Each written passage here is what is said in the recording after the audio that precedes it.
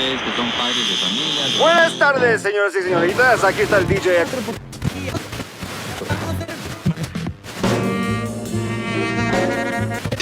¡Silencio, delincuente!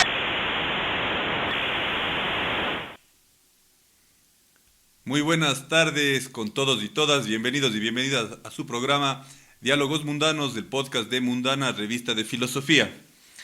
En la tarde de hoy estaremos hablando de un tema en apariencia no muy relacionado, pero que ya en el fondo tiene profundas implicaciones filosóficas y críticas: la filosofía y la moda, entre el arte y el compromiso.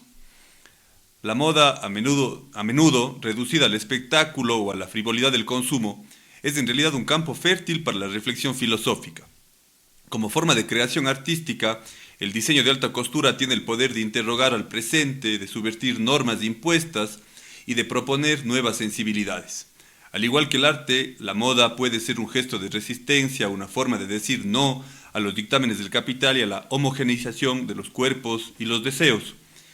En este escenario, el compromiso del diseño ético cobra fuerza frente al dominio de las corporaciones textiles que explotan el trabajo, precarizándolo y contaminan el planeta en nombre de la rentabilidad. La diseñadora comprometida, por su parte, no solo crea belleza, sino que también toma postura, repiensa los materiales, dignifica los procesos y se alía con comunidades.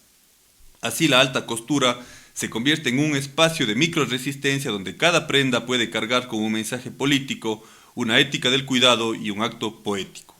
Como decía Walter Benjamin, el aura de una obra está en su unicidad y en su vínculo con la tradición. ¿Qué sucede cuando la moda recupera ese aura frente al listo para portar desechable? ¿Puede la prenda ser un manifiesto? La respuesta no está solo en la pasarela, sino en la conciencia que habita en cada puntada. Y con esta pequeña introducción quiero dar la bienvenida para esta tarde a Lía Padilla, con quien estaremos conversando. Lía, ¿cómo estás? Bienvenida. Hola Diego, ¿qué tal? Muchas gracias por la invitación y bueno, pues aquí lista para conversar. Perfecto. Bueno, pues Lía, entonces, primero cuéntanos con quién vamos a hablar. Por supuesto que yo te conozco, pero para nuestro público, ¿quién es Lía Padilla? ¿Qué se dedica? ¿Qué está haciendo de la vida en este momento? A ver, ¿quién es Lía Padilla? Yo soy diseñadora de modas ecuatoriana, quiteña específicamente. Llevo ya en la industria, digamos que me arranqué en el 2014-2015, entonces ya voy como unos 10 años ya dentro de la industria. Arranqué con el diseño de vestuario, es decir, mi universo nació con toda esa cuestión más conceptual, más escénica. Y poco a poco me fui inclinando mucho más hacia la alta costura, hacia el diseño conceptual y de pasarela. Y pues hace 2 años casi decidí abrirme una tienda en una búsqueda, digamos como eh, crítica hacia la moda y pues decidí como un poco enrumbarme en lo que vendría a ser la moda que le llamamos la moda comercial o lista para comprar, que significó quizás una decisión difícil de tomar porque no es lo que, digamos, me encanta hacer, pero sí encontré allí la respuesta a muchos como cuestionamientos que me venían apareciendo a lo largo de mi carrera. Entonces, de eso soy diseñadora de modas.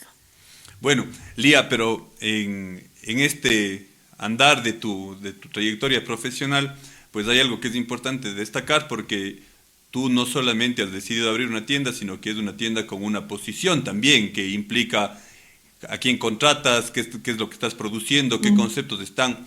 Y quiero empezar por preguntarte, cuando a uno le dicen lo que uno usa, también dice mucho de su posición política. ¿Tú crees que es así? Creo que sí, en el sentido en el que la moda, o sea, es que lo que pasa es que hablar de moda es súper amplio, porque tú puedes hablar desde el que consume, que es lo que me estás preguntando ahorita, pero el quien consume te lleva a quien produce, y ese quien produce a quien fabrica las fibras, o sea, y hay una cadena enorme, ¿no? Eso por un lado en la cadena de producción, pero también tienes toda la lógica de tendencias, de estilos, de formas de utilizar la ropa. Entonces, Podrías decir que sí, que la ropa transmite lo que tú piensas, lo que tú crees, desde cómo se ve, pero también desde quién la produce, digamos. O sea, hay como dos factores ahí que están, digamos, que se interseccionan dentro de lo que tú habitas como, digamos, usuario. Ajá, no sé si respondo o si es que falta. No, no, sí, sí, Más- sí está. Vamos avanzando bien porque de eso se trata de ir en los diálogos mundanos conversando. Ahora, Ujú. hay un pensador, me parece que es sociólogo, George Simmel, y él dice que la moda también es una forma de seguir, digamos, cierta tendencia y a la vez también de diferenciarse. Cuando uno decide, y vamos a hablar en un principio también como de usuario, luego hablaremos ya más un poco de quién lo produce, pero es una forma de diferenciarse, de tomar una postura también, con la forma en la que tú te expresas ante el mundo, dice algo de Ujú. vos.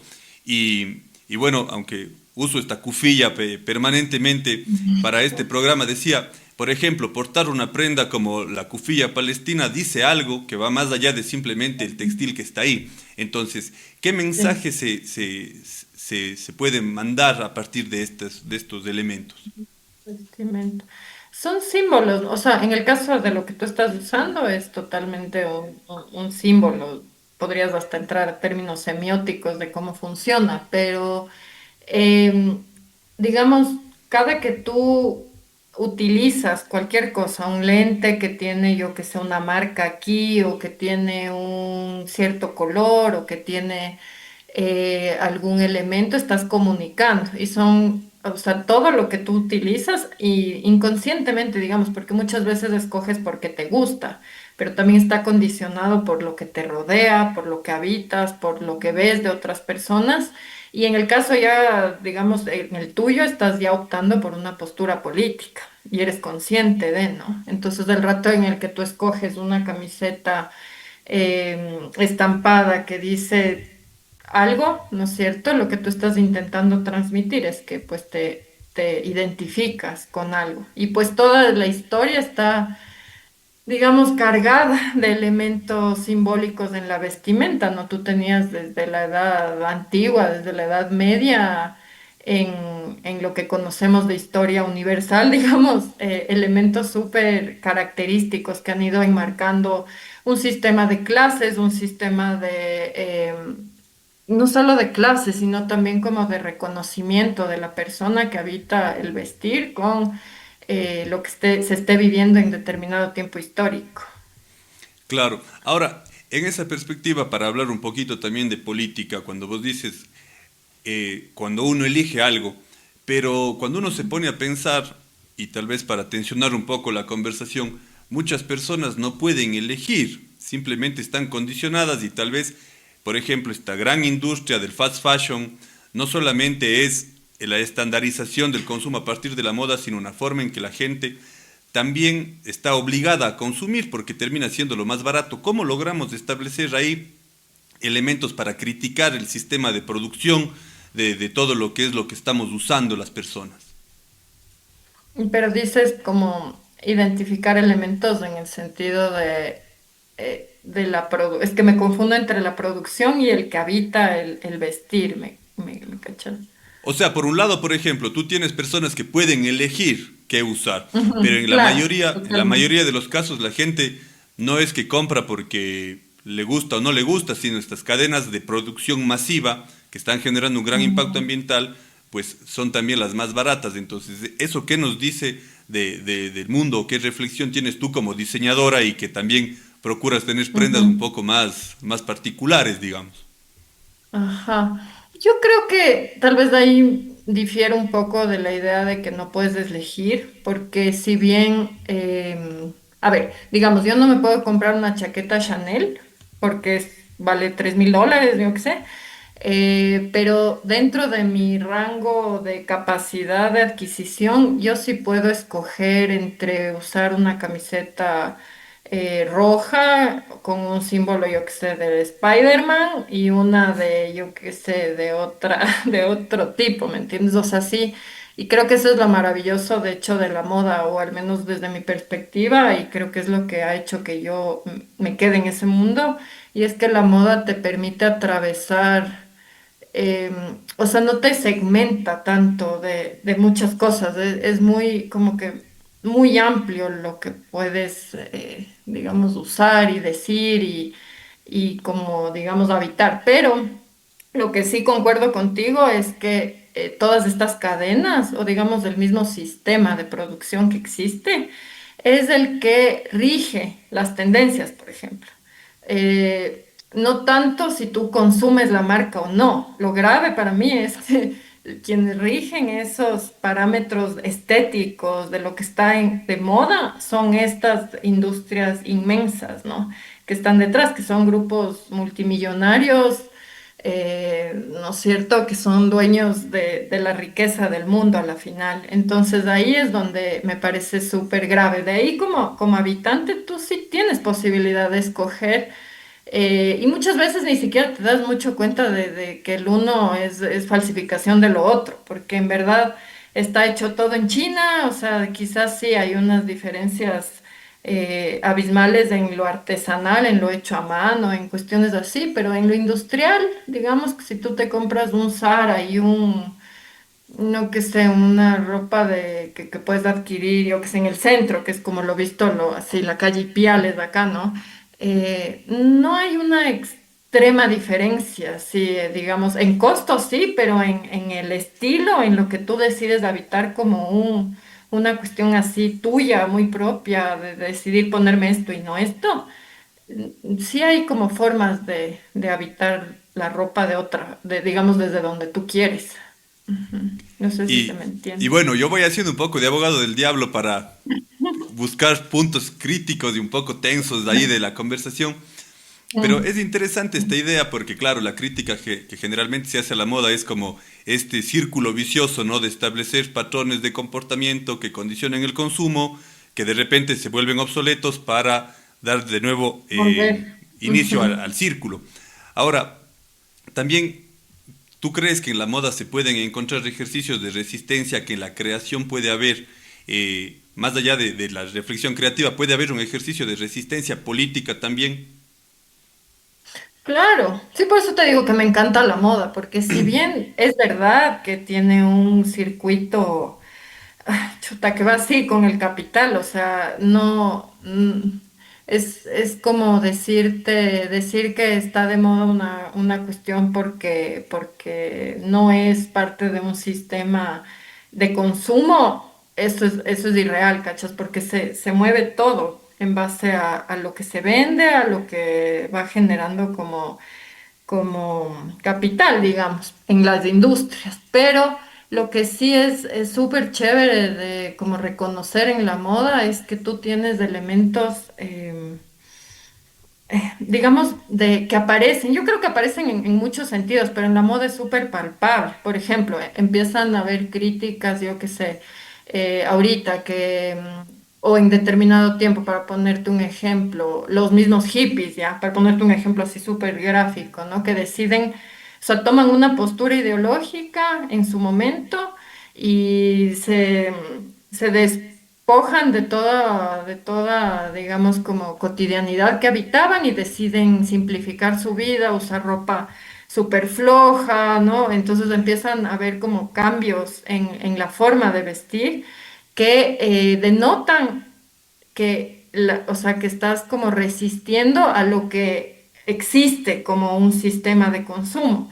Pero lo grave es que ese mismo sistema luego adopta estas modas y las transforma. Entonces, de repente, más que las transforma, las utiliza para vender. Entonces, de repente, ahorita está súper de moda portadas de, yo qué sé, en donde hombres se visten de mujer, porque claro, como ahorita hay un debate súper fuerte de resistencia, ¿no es cierto? De, digamos, debates importantes de cómo funciona la sociedad, la moda coge y lo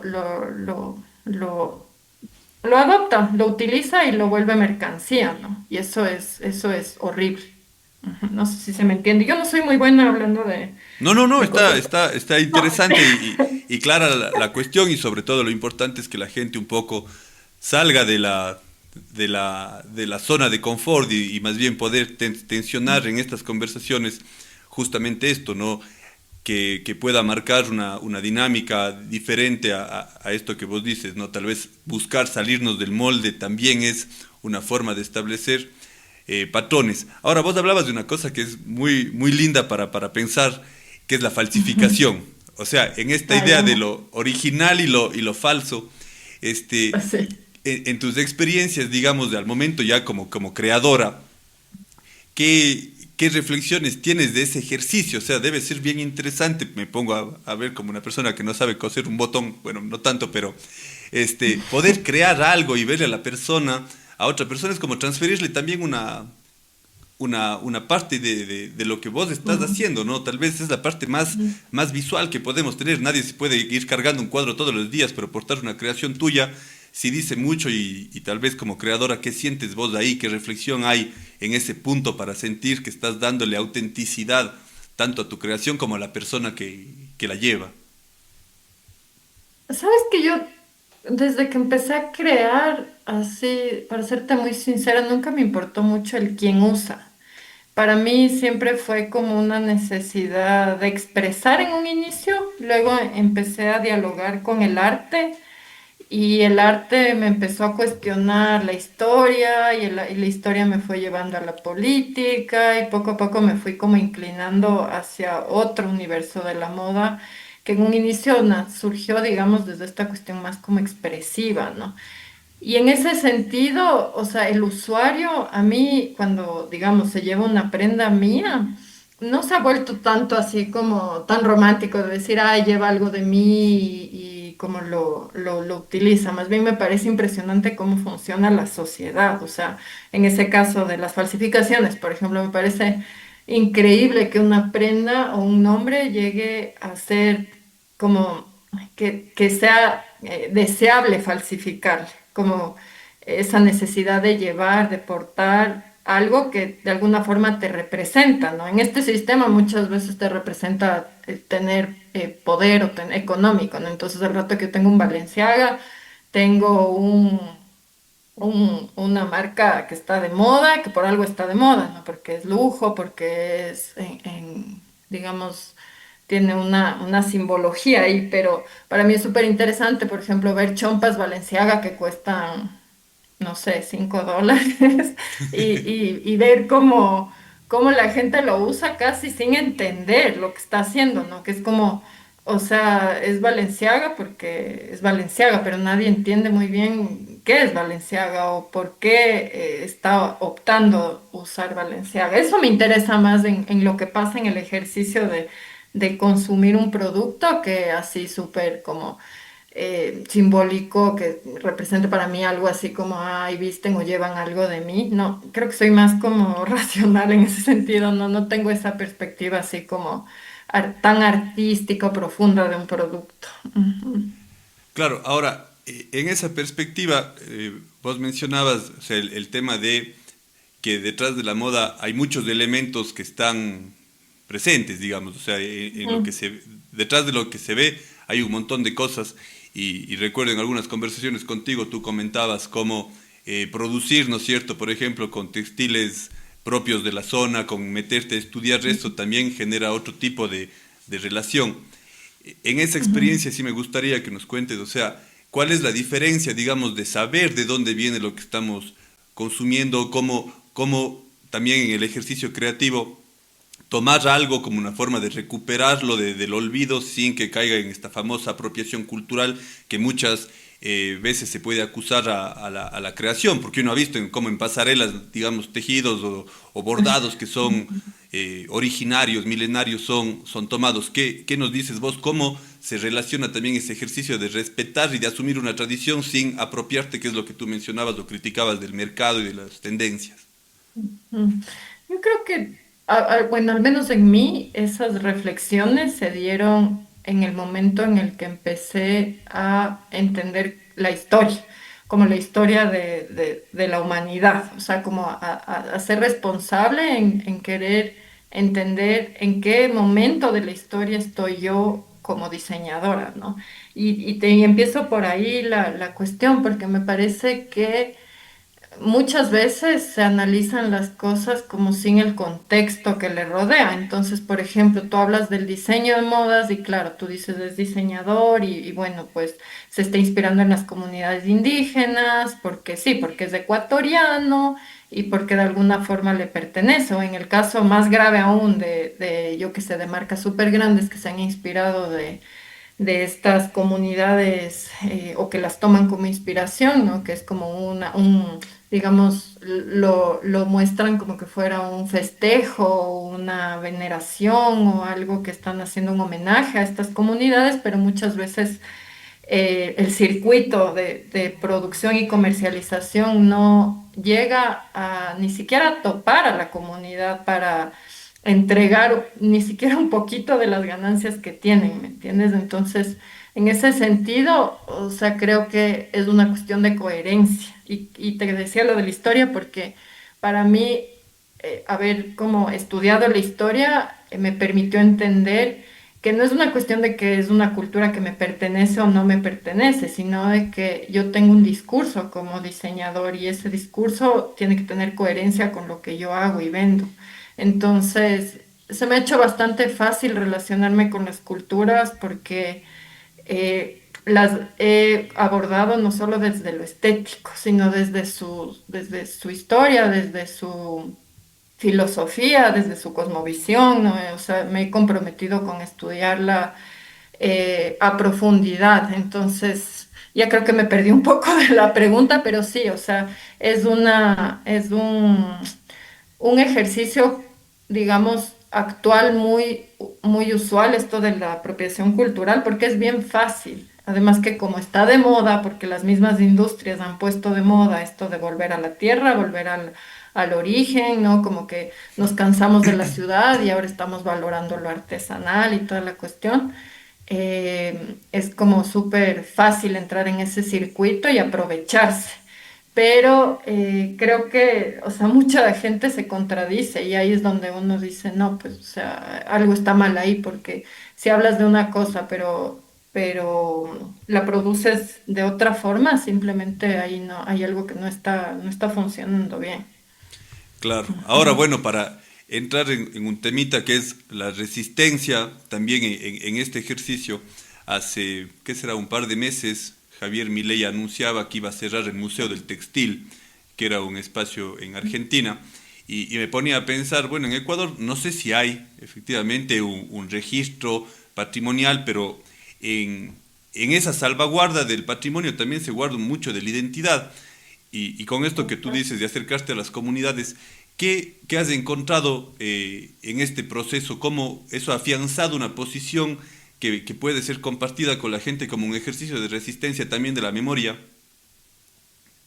Sabes que a mí porque yo tengo como que varias líneas, tengo la de alta costura, la como personal, tengo la comercial y tengo una línea que se llama en co-creación con artesanos.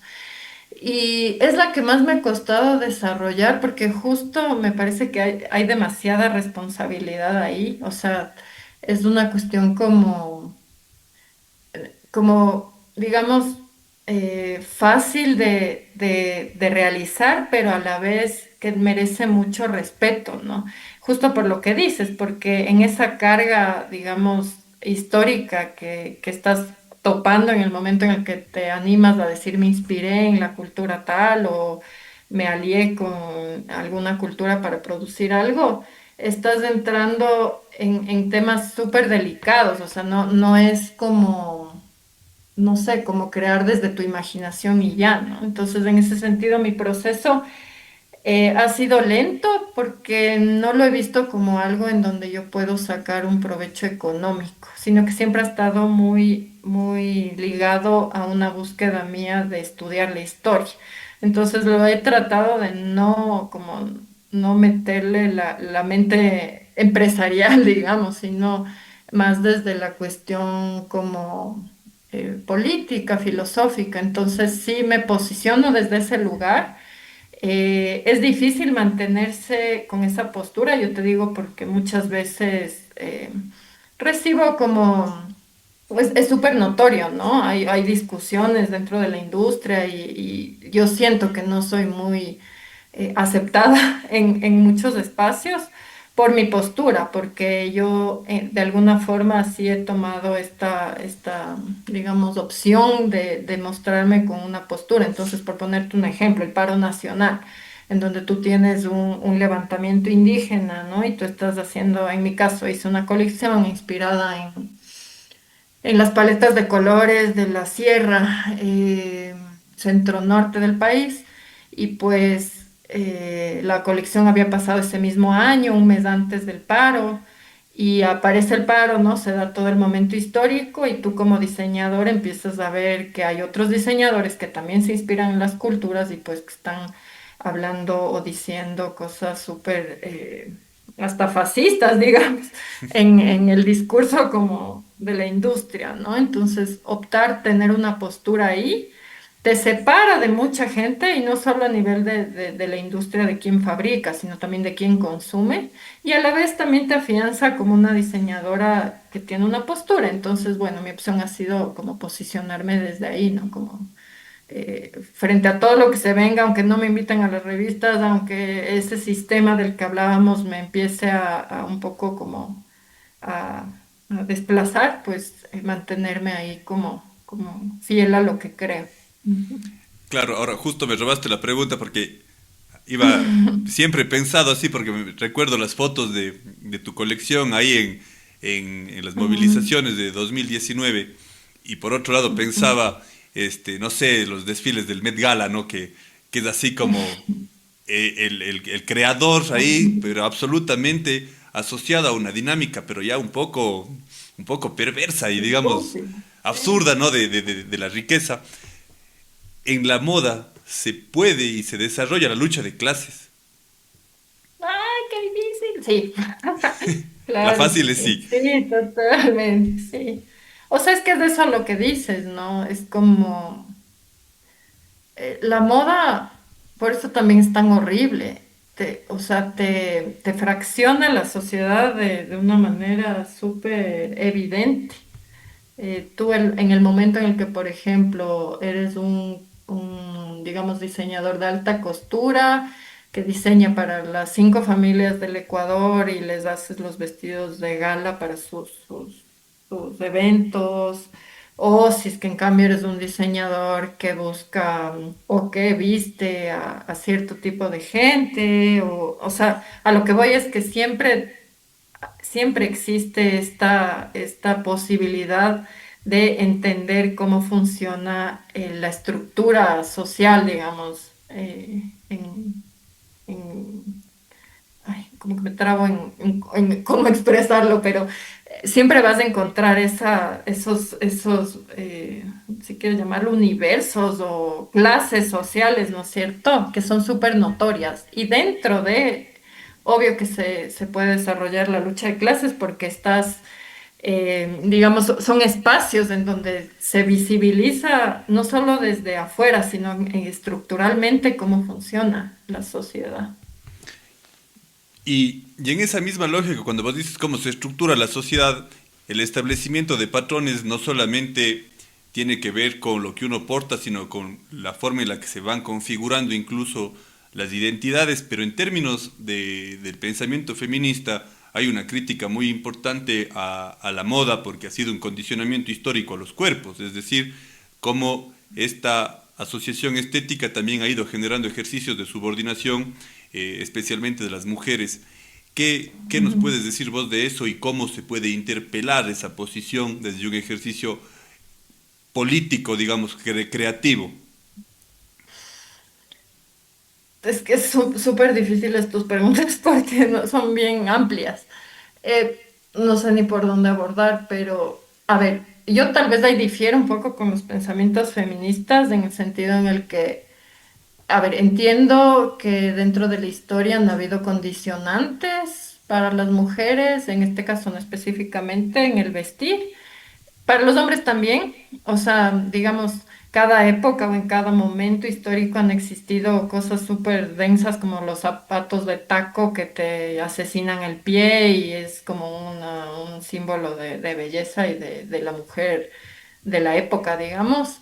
o las mismas, digamos, en Medio Oriente, ¿no? Como toda esta cuestión de los rostros y toda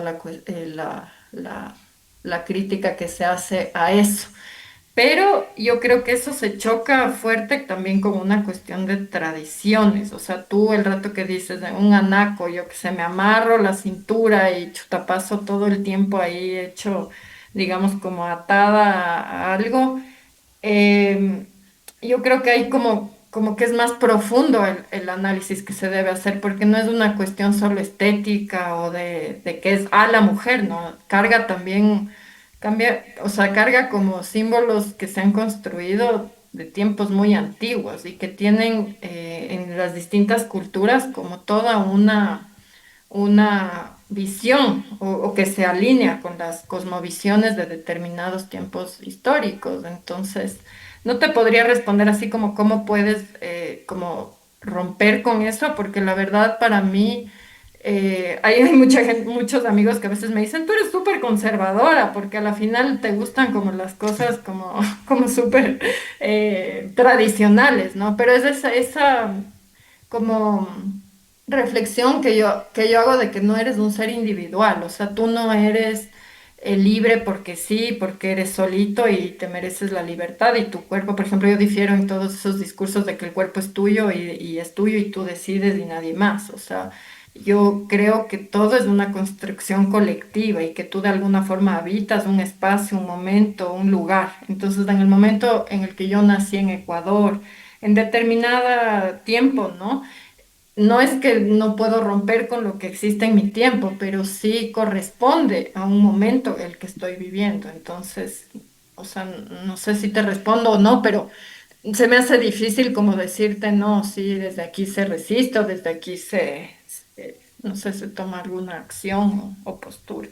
Bueno, sí, recordando a Sábato, él decía que en momentos lo revolucionario es tal vez ir a conservar, y él dice, o sea, construir edificios no es, por más moderno que sea, no es lo más revolucionario, tal vez pensar otras formas antiguitas es una forma de ser más revolucionario en este mundo, y más bien, Lía, para ir terminando el programa, bueno, pues siempre nos quedan muchísimas preguntas y he estado muy contento de conversar con vos porque efectivamente no es un tema que usualmente se ponga en discusión en la filosofía, pero da muchísimo para hablar.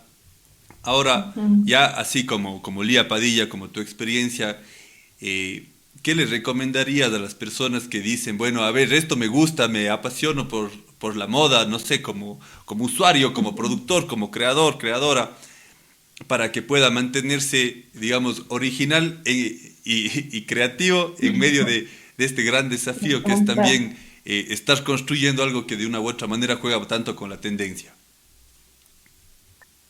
Uy, es difícil, ¿sabes? Porque ahora que yo vendo ropa y estoy como en el lado del empresario, entre comillas, y como viendo cómo funciona el mercado, ¿no? Y el consumo, he logrado entender mucho más profundo cómo funciona la lógica del consumo. Y entonces, en un sentido, como si yo te tendría que responder desde mi lado empresarial y que me conviene, te diría como que consume, siéntete libre de ponerte lo que quieras, ¿no? Pero en verdad, así, si vuelvo a mi Lía, como a la Lía que reflexiona, es, es la moda, o sea, el vestir sí o sí está ligado, al menos en esta época que vivimos, a una lógica de consumo. Entonces, lo que yo recomendaría es que el rato que tú compres algo, tengas conciencia de que, bueno, primero hay un montón de gente detrás de esa prenda, no solo en la elaboración, sino en cómo funciona todo el sistema de producción, pero también en que ese sistema está dentro de una lógica. Entonces, el rato que tú decides usar, porque alguien usa, ¿no es cierto? Al menos investigues un poco por qué lo usa o qué es lo que hace que esa cuestión que usa sea especial, o sea, las perforaciones, por ejemplo, ¿por qué están de moda? ¿Por qué están de moda aquí? ¿Qué es lo que se está consumiendo? Porque lo que te decía es lo caso, la moda lo utiliza, lo comercializa, lo mercantiliza, pero muchas de esas cosas tienen unos valores simbólicos bellísimos detrás. Entonces, el rato que tú entiendes y te pones un arete aquí por algo, o sea, porque yo que sé, en las culturas precolombinas de América se utilizaba esto, ¿no es cierto? Es distinto a solo ponerme porque es bonito. Entonces, quizás mi consejo es un poco eso, como cuestionarte por qué, o sea, por qué opté por eso más allá de que está de moda o que la gente lo está usando y se ve bonito. Ujú.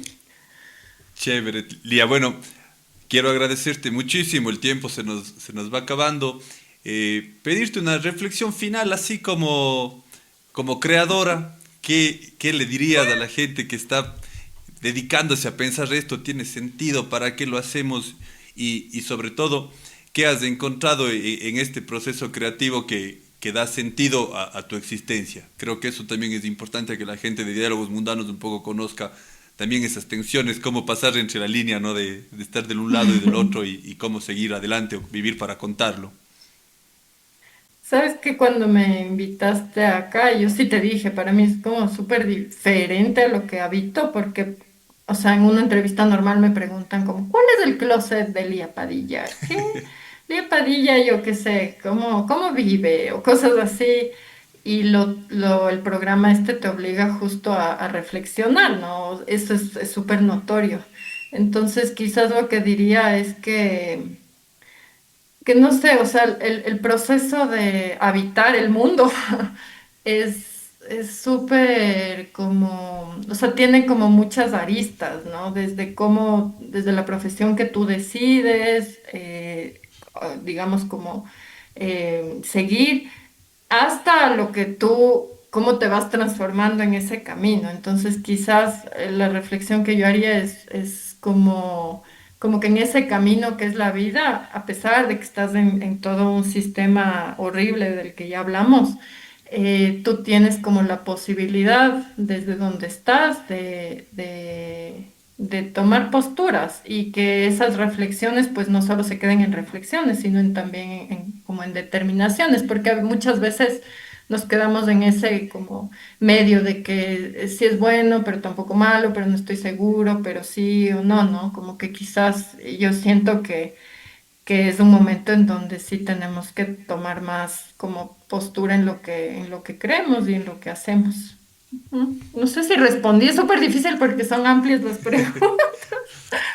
Bueno, de eso mismo se trata, no siempre de llegar a las respuestas definitivas, tal vez la filosofía es ese ejercicio de que nos motiven Súper más difícil. preguntas, pero Qué respuesta. agradecerte muchísimo por este espacio, por el tiempo, recomendarle a la gente que observen el trabajo de la Lía, sin lugar a dudas un proceso creativo que dice mucho de esto que vos nos has conversado el día de hoy, navegar entre todas las tensiones y las contradicciones que nos enfrenta la vida diaria, digamos, y sobre todo procurar mantenerse fiel a lo que uno piensa en lo que se hace. Creo que esa es la reflexión y tal vez, por decir de alguna manera un poco clichosa, pero que elegir lo que nos vamos a poner también implique una reflexión de qué es lo que hay detrás.